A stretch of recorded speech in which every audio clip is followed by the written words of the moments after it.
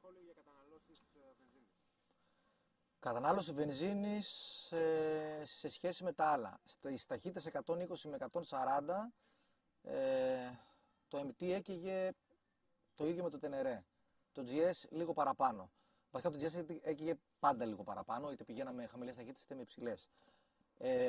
Όμως, όταν πιάσαμε το κομμάτι της Νορβηγίας, που ήταν 80-90 το max και κινούμασταν με 40-50 με 90, εκεί είχε μια αισθητή διαφορά το Tenere σε σχέση με εμένα, ήταν χαμηλότερη του Tenere.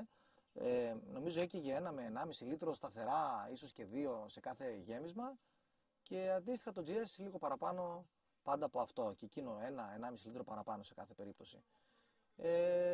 Νορμάλη καταναλώση του ήταν δηλαδή από 4 έως 6 με τις συνθήκες που ταξιδεύαμε. Τώρα, άμα θες να το πιέσεις το μηχανάκι και να το γκαζώσεις, γιατί εμείς δεν γκαζώναμε σε αυτό το ταξίδι, να το κυνηγήσεις, φυσικά θα έχει και παραπάνω. Αλλά σου δίνει το μηχανάκι ενέργεια πολύ.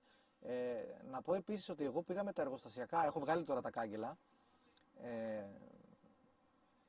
Πήγα με τα εργοστασιακά μπαγάζια που έχει η CF, τα οποία δεν πήραν καθόλου νερό, όχι μόνο στη βροχή την άπειρη που φάγαμε Γερμανία και Νορβηγία, δεν πήραν νερό ακόμα και με το πιστικό όταν τα έπλυνα. Και εδώ να πω κάτι σημαντικό, όταν έρθει η ώρα να πάτε ταξίδι με τα μπαγάζια, όχι μόνο στο συγκεκριμένο μηχανάκι, γενικά, αυτά επειδή από τη λάσπη που υπάρχει κάτω στον δρόμο και από τη σκόνη, εκεί που κλειδώνει η μπαγαζιέρα πάνω στο κάγκελο, μαζεύει κόκκους από άμμο.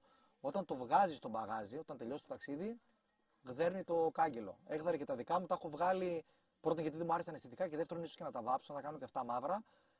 Αλλά θέλω να πω ότι δεν συνέβη μόνο σε μένα, και στο GS τα κάγκελα γίναν χάλια από το βγάλισιμο της μπαγαζιέρας. Ο μοναδικός που δεν είχε τέτοιο πρόβλημα ήταν αυτός με το Tenere, ο οποίος έχει το σύστημα της Motec, στο οποίο δεν σέρνεται το μπαγάζι, κουμπώνει με έναν τρόπο που δεν το τραυματίζει καθόλου, και το πολύ μεγάλο του που έχει η Motec αυτό είναι ότι με 3 βίδες μισής στροφής αφαιρείς όλο το κάγκελο. Εγώ, ας πούμε, έφαγα και κανένα μισάωρο μέχρι να ξεβιδώσω όλες τις βίδες να βγάλω τα κάγκελα. Στο Motec, τα κάγκελα της Motec, με 4 βιδούλες, τάκ, τάκ, τάκ, τάκ, έχουν φύγει τα κάγκελα και το μηχανάκι τους είναι όπως ήταν πριν φορτωθεί.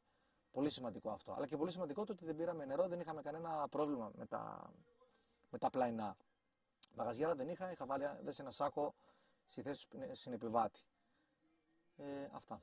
Έκανες κάποια ρύθμιση αλλαγής, αναρτήσεις λόγω βάρους, ταξιδιού κτλ. Ωραία, πολύ ωραία ερώτηση. Αν έχω κάνει κάποια αλλαγή στις αναρτήσεις. Επειδή είχα διαβάσει γενικά ότι το μηχανάκι, είχα δει και βίντεο και στα φόρουμ και τα λοιπά, το μηχανάκι κουνάει και κουνάει και στις ψηλές ταχύτητες και τα λοιπά.